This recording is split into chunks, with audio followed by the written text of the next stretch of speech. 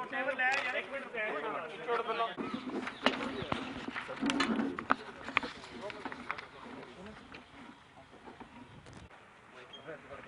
दिए जी।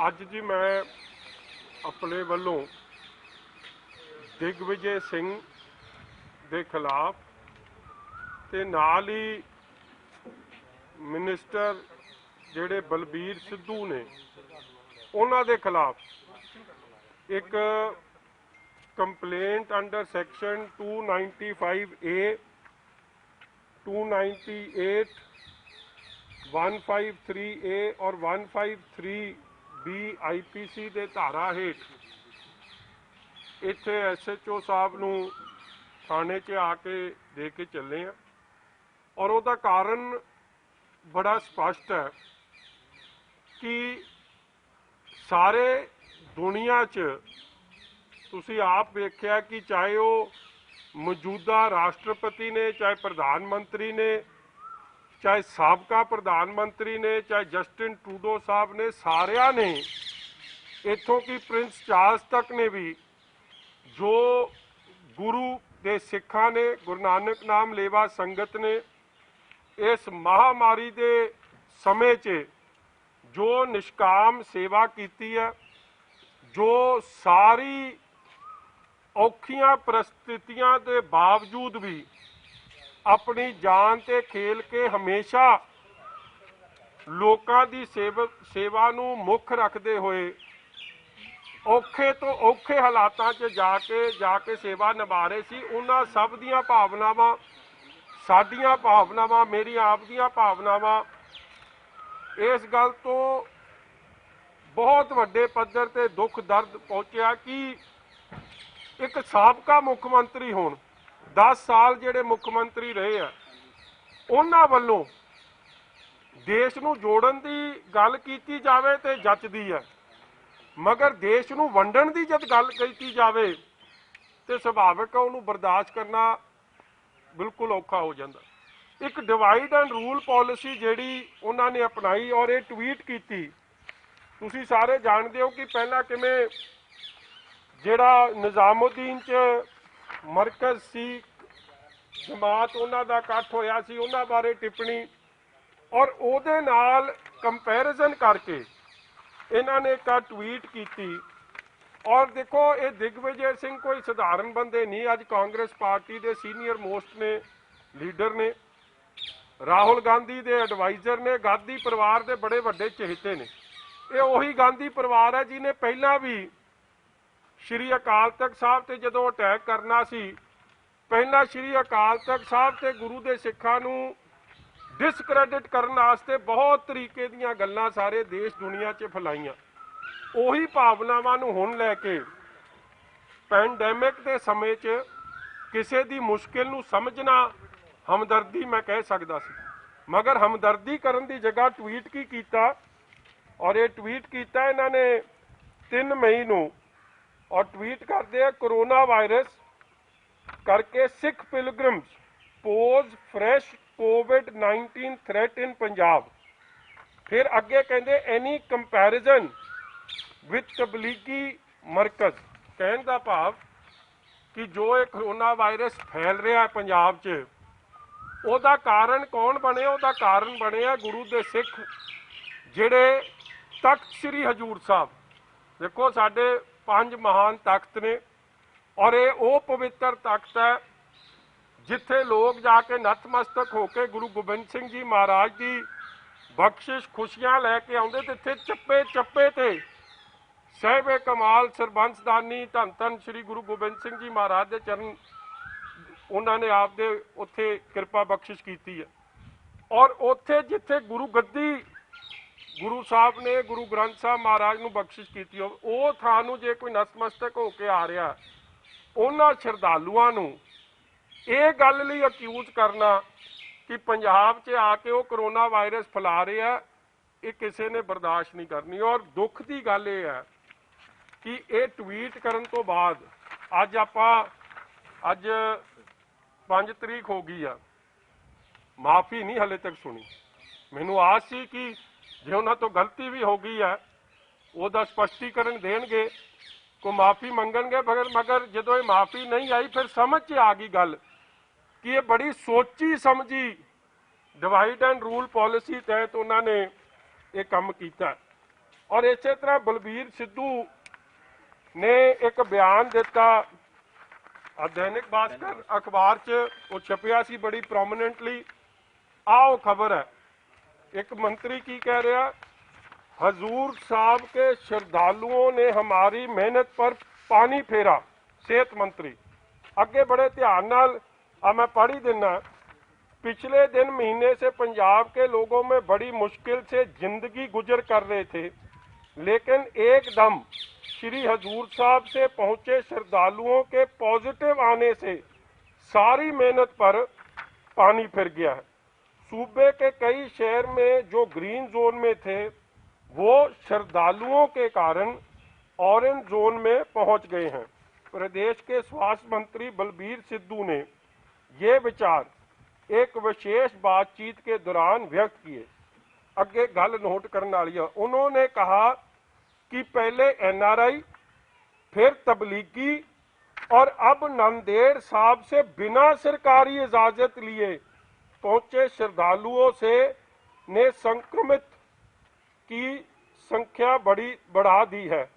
उन्होंने खुद अस्पताल में पहुंचकर अपना चेकअप कराया। कहने का भाव कि उन्होंने भी ਜਿਹੜੇ श्री हजूर साहब तो गुरु के सिख मुड़ के आए हैं, उन्होंने जिम्मेवार ठहराता कि इन्हों के कारणों करके इत्थे करोना वायरस स्प्रैड हो रहा। सो इस तरीके की जिहड़ी डिवाइड एंड रूल माड़ी सोच तक श्री हजूर साहब प्रति और उस पवित्र थां प्रति जिथे गुरु गोबिंद सिंह जी महाराज ने बहुत वड्डियां बख्शिशां गुरु के सिखां ते कीती और गुरु के सिखां नूं इस मत बख्शिश कीती कि अज तो थोड़े हाजिर नाजिर गुरु श्री गुरु ग्रंथ साहब महाराज सानू ये समत, सानू ये आदेश, सानू ये हुक्म गुरु गोबिंद सिंह जी महाराज ने तख्त श्री हजूर साहब पटना साहब, तख्त हजूर साहब जिथे अज है नंदेड़ साहब अबचल नगर तो यह हुक्म जारी होया सी उस जगह नूं, उस पवित्र थां नूं किसी तरीके की भी जे कोई माड़ी सोच या टिप्पणी उतों के लोगों प्रति या उतों की पवित्र थां प्रति रखे वो बर्दाश्त तो बाहर है। और अफसोस की गल है कि दोवां दे कोल बड़ा लंबा समा सी माफ़ी मंगण दा, मगर ना माफ़ी मंगी और अपनी गल नूं बार बार दोहरा के स्पष्ट करने की कोशिश की कि हाँ असीं जो कहा सही कहा। ਤੁਸੀਂ ਕੁਝ ਕਹਿਣਾ ਕਹਿ ਦਿਓ।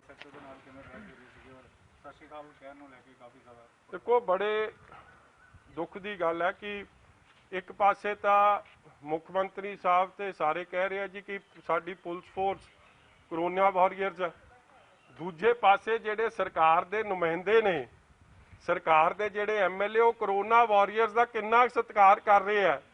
अज उस ऑडियो ने उस गल का पर्दाफाश करता। MLA साहब ने फोन किया और बड़े रिस्पैक्टफुली नवदीप जिहड़ा वो हरीके दा सब इंस्पैक्टर नवा भर्ती यंग मुंडा, उन्हें बड़े रिस्पैक्टफुली सत श्री अकाल कही। अग्यों MLA साहब की जो शब्दावली सी उही शब्दावली सी जिहड़ी घुबाया साहब ने एक लेडी पुलिस अफसर के खिलाफ कुछ समा पहला वरती सी। और ये गल बार बार कहनी कि तू आपदे SSP नाल गल कर ली ते मेरे नाल क्यों ना कीती, तू 3 दिन हो गए तेनू लग्या न, तू मैनू सत श्री अकाल क्यों नहीं बुलाई। वो एरोगेंस और वो इशारा जिस घटिया शब्दावली ये हरमिंदर गिल ने वरती है, उस तो ये साफ हो जाता है कि एक कला PR एक्सरसाइज है कि जेडे फ्रंटलाइन वॉरियर्स ने उन्हों के प्रति इन्हों की सोच की है या उन्हों का कितना सत्कार करते हैं। ये कई डॉक्टरों ने नर्सा ने भी आपदे बयान दे के स्पष्ट करता और अज इस ऑडियो ने भी स्पष्ट करता है। इसलिए मैं समझदा कि किसी फ्रंटलाइन वॉरियर नूं अपनी ड्यूटी निभाउण दे वेले विघन पाउण वास्ते MLA के खिलाफ कार्रवाई होवे डिजास्टर मैनेजमेंट एक्ट थले, ते जे कार्रवाई नहीं होगी तो किथे ना किथे फिर ये गल स्पष्ट है कि ये सारा कुछ एक PR ड्रामा है कैप्टन अमरिंदर की सरकार का और कुछ नहीं। और दूजी गल मैं DGP साहब नूं भी बेनती करूँगा ਕਿ ਪਿਛਲੀ ਵਾਰੀ ਜਦੋਂ ਐਸਐਚਓ ਲੇਡੀ ਅਫਸਰ ਐਸ ਲਵਪ੍ਰੀਤ ਕੌਰ ਸੀ ਜਾਂ ਲਵਮੀਤ ਸੀ ਉਹਨਾਂ ਦਾ ਨਾਂ, ਘੁਬਾਇਆ ਦੇ ਨਾਲ ਜਦੋਂ ਵੀਡੀਓ ਆਈ ਸੀ ਉਹਦੇ ਬਾਅਦ ਉਹਦੀ ਬਦਲੀ ਕਰਤੀ। ਹੁਣ ਬਦਲੀ ਕਰੋਗੇ ਇਹਦੀ ਕੀ ਇਹਦੇ ਨਾਲ ਖਲੋਗੇ? ਕੀ ਇੱਥੇ ਉਹ ਬਿੱਲਾ ਫੇਰ ਲਾਓਗੇ ਜਿਵੇਂ ਆਈ ਐਮ ਹਰਜੀਤ, ਮੈਂ ਹਰਜੀਤ ਹਾਂ, ਜਿਵੇਂ ਤੁਸੀਂ ਮੂਵਮੈਂਟ ਚਲਾਈ ਸੀ, ਤੇ ਅੱਜ ਬਿੱਲਾ ਲਾਓਗੇ ਕਿ ਮੈਂ ਨਵਦੀਪ ਹਾਂ ਜਾਂ ਮੈਂ ਨਵਦੀਪ ਨਾਲ ਖਲੋਤਾ? ਤੇ ਜੇ ਡੀਜੀਪੀ ਸਾਹਿਬ ਨਹੀਂ ਲਾਉਣਗੇ ਫਿਰ ਸਮੂਚਾ ਮੈਂ ਅੱਜ ਬੇਨਤੀ ਕਰਦਾ ਕਿ ਜਿਹੜੇ ਇਨਸਾਫ ਪਸੰਦ ਨੇ, ਜਿਹੜੇ ਪੁਲਿਸ ਦੇ ਇਸ ਔਖੇ ਸਮੇਂ ਤੇ ਉਹਨਾਂ ਦੀ ਮਿਹਨਤ ਨੂੰ ਸਤਿਕਾਰ ਕਰਦੇ ਆ, ਫਿਰ ਅਸੀਂ ਸਾਰੇ ਰਲ ਮਿਲ ਕੇ ਇੱਕ ਦਿਨ ਜ਼ਰੂਰ ਆਪਦੇ ਇੱਥੇ ਇਹ ਬਿੱਲਾ ਲਾ ਕੇ ਉਸ ਨਵਦੀਪ ਨੂੰ ਸਤਿਕਾਰ ਦੇਵਾਂਗੇ, ਜਿਹਨੂੰ ਸਤਿਕਾਰ ਡੀਜੀਪੀ ਸਾਹਿਬ ਨੂੰ ਦੇਣਾ ਚਾਹੀਦਾ। ਜੇ ਉਹ ਆਪਦੀ ਡਿਊਟੀ ਚੋਂ ਭੱਜਣਗੇ ਪਿੱਛੇ, ਅਸੀਂ ਉਹਦੇ ਨਾਲ ਖਲੋ ਕੇ ਉਹਦੇ ਸਤਿਕਾਰ ਵਜੋਂ ਸਾਰੇ ਮੈਂ ਨੌਜਵਾਨਾਂ ਨੂੰ ਕਹੂੰਗਾ ਕਿ ਨਵਦੀਪ ਦੇ ਨਾਂ ਤੇ ਜ਼ਰੂਰ ਸਤਿਕਾਰ ਵਜੋਂ ਆਪਾਂ ਇੱਕ ਦਿਨ ਉਹਦਾ ਬਿੱਲਾ ਲਾ ਕੇ ਗੱਲ ਕਹੀਏ, ਮੈਂ ਨਵਦੀਪ ਸਿੰਘ ਦੇ ਨਾਲ। ਅਕਾਲੀ ਦਲ ਕਦੋਂ ਕਰੇਗਾ? ਦੇਖੋ ਇਹ ਮੈਂ ਤਾਂ ਪਹਿਲਾਂ ਆਸ ਕਰੂੰਗਾ ਕਿ ਇਹ ਡੀਜੀਪੀ ਸਾਹਿਬ ਆਪ ਕਰਨ। ਜੇ ਡੀਜੀਪੀ ਸਾਹਿਬ ਹਰਜੀਤ ਨਾਲ ਖਲੋ ਸਕਦੇ ਆ ਫॉर ਡੂਇੰਗ ਹਿਸ ਡਿਊਟੀ, ਫਿਰ ਡੀਜੀਪੀ ਸਾਹਿਬ ਨਵਦੀਪ ਨਾਲ ਵੀ ਖਲੋਣ। ਉਹਦਾ 24 ਸਾਲ ਦਾ ਯੰਗ ਮੁੰਡਾ ਹੈ, ਉਹਨੂੰ ਵੀ ਹੌਸਲੇ ਅਫਜਾਈ ਦੀ ਲੋੜ ਹੈ, ਉਹਦੇ ਨਾਲ ਵੀ ਖਲੋਣ। ਨਹੀਂ ਤਾਂ ਦੋਹਰੇ ਮਾਪਦੰਡ, ਦੋਹਰੇ ਚਿਹਰੇ ਸਰਕਾਰ ਦੇ ਨੰਗੇ ਹੋ ਜਾਣੇ ਤੁਹਾਡੇ ਸਾਹਮਣੇ। ਸਰ, ਇੱਕ ਪੰਜਾਬ 'ਚ ਸ਼ਰਾਬ ਆਨਲਾਈਨ ਡਿਲੀਵਰੀ ਜਿਹੜੀ ਦੇਖੋ ਚੰਗਾ ਹੁੰਦਾ ਕਿ ਸਰਕਾਰ ਆਨਲਾਈਨ ਡਿਲੀਵਰੀ ਰਾਸ਼ਨ ਦੀ ਕਰਦੀ, ਬੱਚਿਆਂ ਨੂੰ ਦੁੱਧ ਪਹੁੰਚਾਉਂਦੀ, ਲੋੜਵੰਦ ਵਸਤੂਆਂ ਦੀ ਕਰਕੇ ਦਿੰਦੀ। ਜਿਹੜਾ ਪਿਛਲੇ 40 ਦਿਨਾਂ ਤੋਂ ਜਿਹਦਾ ਰੌਲਾ ਪੈ ਰਿਹਾ ਕਿ ਘਰੇ ਰਾਸ਼ਨ ਨਹੀਂ ਪਹੁੰਚ ਰਿਹਾ, ਜੇ ਰਾਸ਼ਨ ਦਾ ਪੱਖਪਾਤੀ ਵੰਡ ਦੇ ਰਵੱਈਏ ਬਾਰੇ ਹਰੇਕ ਨੇ ਚਿੰਤਾ ਜਤਾਈ, ਔਰ ਜੋ ਸੋਸ਼ਲ ਰਿਸਪੌਂਸਿਬਿਲਿਟੀ ਸਰਕਾਰ ਦੀ, ਇੱਕ ਸੂਬਾ ਵੈਲਫੇਅਰ ਸੂਬਾ ਹੁੰਦਾ, ਵੈਲਫੇਅਰ ਸਟੇਟ ਦੀ ਜ਼ਿੰਮੇਵਾਰੀਆਂ ਨੂੰ ਸਮਝਦਿਆਂ ਚੰਗਾ ਹੁੰਦਾ ਕਿ ਲੋਕਾਂ ਦੇ ਘਰਾਂ 'ਚ ਜਿਨ੍ਹਾਂ ਦੀ ਦਿਹਾੜੀ ਮਰ ਗਈ ਹੈ ਉਹਨਾਂ ਨੂੰ 6000 ਰੁਪਈਆ ਪ੍ਰਤੀ ਮਹੀਨਾ ਦਿਹਾੜੀ ਪਹੁੰਚੀ ਹੁੰਦੀ, ਜਿਨ੍ਹਾਂ ਨੂੰ ਬਿਜਲੀ ਦੇ ਬਿੱਲ ਪੂਰੇ ਦੇਣੇ ਪੈ ਰਹੇ ਆ ਮਗਰ ਉਹਨਾਂ ਦੀ ਆਮਦਨ ਕੋਈ ਨਹੀਂ, ਘਰਾਂ ਦੀ ਬਿਜਲੀ ਅੱਧੀ ਕੀਤੀ ਗਈ ਹੁੰਦੀ, ਬਿਜਲੀ ਪਾਣੀ ਦੇ ਬਿੱਲ ਔਰ ਬਿਜਲੀ ਦੇ ਬਿੱਲ ਗਰੀਬਾਂ ਵਾਸਤੇ, ਬੈਕਵਰਡ ਕਲਾਸ, ਸ਼ਡਿਊਲ ਕਾਸਟ ਵੀਰਾਂ ਵਾਸਤੇ ਮਾਫ ਕੀਤੇ ਗਏ ਹੁੰਦੇ, ਔਰ ਉਸ ਤੋਂ ਬਾਅਦ ਕੋਈ ਸਰਕਾਰ ਕੁਝ ਹੋਰ ਕੰਮ ਕਰਦੀ ਤੇ ਉਹ ਫੇਰ ਅਸੀਂ ਕਿੰਤੂ ਪਰਿੰਤੂ ਨਾ ਕਰਦੇ। ਮਗਰ ਅੱਜ ਜਦ ਖਾਣ ਨੂੰ ਤਾਂ ਰੋਟੀ ਮਿਲ ਨਹੀਂ ਰਹੀ, ਪੰਜਾਬੀ ਭੁੱਖਾ ਸੋ ਰਿਹਾ, ਲੇਬਰ ਤੁਹਾਡੀ ਜਿਹੜੀ ਬੈਕਬੋਨ ਹੈ ਇਕਨੋਮੀ ਦੀ, ਉਹ ਇਸ ਦਰਦ ਕਰਕੇ, ਇਸ ਦੁੱਖ ਕਰਕੇ 1200 ਕਿਲੋਮੀਟਰ ਆਪਦੇ ਸਾਈਕਲ ਚਲਾ ਕੇ ਤੁਰ ਕੇ ਆਪਦੇ ਘਰਾਂ ਨੂੰ ਮੁੜੀ ਜਾਂਦੇ। ਅੱਜ ਵੀ 8.5 ਲੱਖ ਰਜਿਸਟਰਡ ਹੋ ਗਏ ਆ। ਜੇ ਇਹੀ ਧਿਆਨ ਇਹਨਾਂ ਉਹਨਾਂ ਦੇ ਘਰ ਤੱਕ ਰੋਟੀ ਪਹੁੰਚਾਉਣ ਨੂੰ ਲਾਇਆ ਹੁੰਦਾ ਤੇ ਅੱਜ ਉਹ ਪੰਜਾਬ ਛੱਡ ਕੇ ਆਪਦੇ ਘਰਾਂ ਨੂੰ ਵਾਪਸ ਨਾ ਜਾਂਦੇ ਔਰ ਪੰਜਾਬ ਦੀ ਇਕਨੋਮੀ ਨੂੰ ਵੱਡਾ ਹਿੱਟ ਲੱਗਣ ਤੋਂ ਬਚਾ ਰਹਿ ਜਾਂਦਾ। ਤਾਂ ਲੱਗਦਾ ਸ਼ਰਾਬ ਦੇ ਠੇਕੇ ਖੋਲ੍ਹਣੇ 1.5 ਮਹੀਨੇ ਤੋਂ ਹੋਮ ਡਿਲੀਵਰੀ ਹੋ ਰਹੀ ਹੈ ਰੈਗੂਲਰ, ਔਰ ਇਹ ਵੀ ਕਿਆਸਰਾਈਆਂ ਲਗਾਈਆਂ ਜਾ ਰਹੀਆਂ, ਜਿਵੇਂ ਦਿੱਲੀ ਟੈਕਸ ਲਗਾਇਆ, ਸ਼ਰਾਬ ਤੇ ਟੈਕਸ ਲਗਾਇਆ। ਦੇਖੋ ਪਿਛਲੇ 40-45 ਦਿਨਾਂ 'ਚ ਆ ਸ਼ਰਮਾ ਜੀ ਇਸ ਬਾਰੇ ਵੱਧ ਦੱਸ ਦੇਣਗੇ, ਇਹਨਾਂ ਨੇ ਆਪ ਸ਼ਰਾਬ ਦੇ ਠੇਕੇ ਤੋਂ ਸ਼ਰਾਬ ਵੇਚਦੇ ਲੋਕਾਂ ਨੂੰ ਫੜਿਆ ਔਰ ਕਾਂਗਰਸ ਦੇ ਲੀਡਰ ਠੇਕਾ ਨਹੀਂ ਜੀ ਪ੍ਰੋਪਰ ਇਹ ਦੱਸ ਹੀ ਦਿੰਦੇ ਆ। ਉਸ ਤੋਂ ਪਹਿਲਾਂ ਖੰਨੇ ਵੀ ਇੱਕ ਪਰਦਾ ਫਾਸ਼ ਹੋਇਆ ਸੀ, ਫੈਕਟਰੀ ਚੱਲ ਰਹੀ ਸੀ, ਹਰ ਤਰੀਕੇ ਦੀ ਸ਼ਰਾਬ ਬਣ ਰਹੀ ਸੀ, ਮਗਰ ਉਹਦੇ ਪਿੱਛੇ ਅਸਲ ਕੌਣ ਸੀ ਉਹਨਾਂ ਤੇ ਕੋਈ ਕਾਰਵਾਈ ਨਹੀਂ। ਰਾਜਪੁਰੇ ਤੇ ਹੁੱਕਾ ਪਾਰਟੀ, ਸ਼ਰਾਬ ਪਾਰਟੀਆਂ ਚੱਲ ਰਹੀਆਂ ਸੀ, ਅਸਲ 'ਚ ਪਿੱਛੇ ਕਿਸੇ ਤੇ ਕਾਰਵਾਈ ਨਹੀਂ ਹੋਈ ਕਿ ਕੌਣ ਚਲਾ ਰਿਹਾ ਸੀ।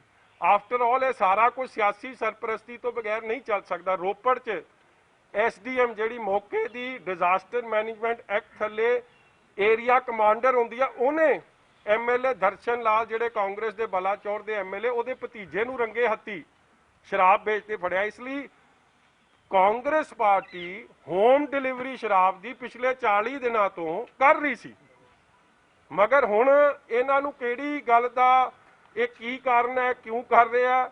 ਮੈਂ ਸਮਝਦਾ ਕਿ ਇਹ ਮੌਜੂਦਾ ਹੈਲਥ ਮਿਨਿਸਟਰ ਸਾਹਿਬ ਜੇ ਕਿੱਥੇ ਲੋਕਾਂ ਦੇ ਹੈਲਥ ਵੱਲ ਵੱਧ ਧਿਆਨ ਦੇ ਦੇਣ, ਆਪਣੇ ਠੇਕਿਆਂ ਵੱਲ ਘੱਟ ਧਿਆਨ ਦੇਣ ਤੇ ਬਿਹਤਰ ਹੁੰਦਾ, ਚੰਗਾ ਹੁੰਦਾ। ਮਗਰ ਇਹ ਜਦੋਂ ਸਰਕਾਰ ਦੀ ਪ੍ਰਾਇੋਰਟੀਜ਼ ਗਲਤ ਹੋ ਜਾਣ, ਇਹ ਉਹਦੇ ਨਤੀਜੇ ਸਾਹਮਣੇ ਵੇਖਣ। ਪਹਿਲਾਂ ਵੀ ਕਈ ਵਾਰੀ ਕਾਂਗਰਸ ਨੇ ਸਿੱਖਾਂ ਦੀ ਛਵੀ ਜਿਹੜੀ ਖਰਾਬ ਕੀਤੀ, ਇੰਟਰਨੈਸ਼ਨਲ ਲੈਵਲ ਤੇ ਵੀ ਟੈਰਰਿਜ਼ਮ ਦੇ ਨਾਲ ਜੋੜਿਆ, ਉਹੀ ਅਜੇ ਤੱਕ ਚੱਲਦਾ ਆ ਰਿਹਾ। ਮੈਂ ਪਹਿਲਾਂ ਵੀ ਗੱਲ ਤੁਹਾਨੂੰ ਕੀਤੀ ਹੈ ਜੀ ਕਿ ਪਹਿਲਾਂ ਸ਼੍ਰੀ ਅਕਾਲ ਤਖਤ ਸਾਹਿਬ ਵੀ ਜਦੋਂ ਇੰਦਰਾ ਗਾਂਧੀ ਨੇ ਅਟੈਕ ਕਰਾਉਣਾ ਸੀ, ਬੜਾ ਲੰਮਾ ਸਮਾਂ ਅਖਬਾਰਾਂ 'ਚ ਨੈਸ਼ਨਲੀ ਔਰ ਇੰਟਰਨੈਸ਼ਨਲੀ ਇਹ ਗੁਰੂ ਦੇ ਸਿੱਖਾਂ ਨੂੰ ਸ਼੍ਰੀ ਹਰਮੰਦਰ ਸਾਹਿਬ, ਜਿੱਥੇ ਸਰਬੱਤ ਦੇ ਭਲੇ ਦੀ ਅਰਦਾਸ ਹੁੰਦੀ ਆ ਔਰ ਜਿੱਥੇ ਹਰ ਤਰੀਕੇ ਨਾਲ ਮਾਨਵਤਾ ਦੇ ਭਲੇ ਦੀ ਗੱਲ ਕੀਤੀ ਜਾਂਦੀ ਹੈ, ਉੱਥੋਂ ਬਦਨਾਮ ਕਰਕੇ ਔਰ ਫਿਰ ਉੱਥੇ ਅਟੈਕ ਕਰਾਇਆ ਗਿਆ ਕਾਂਗਰਸ ਵੱਲੋਂ।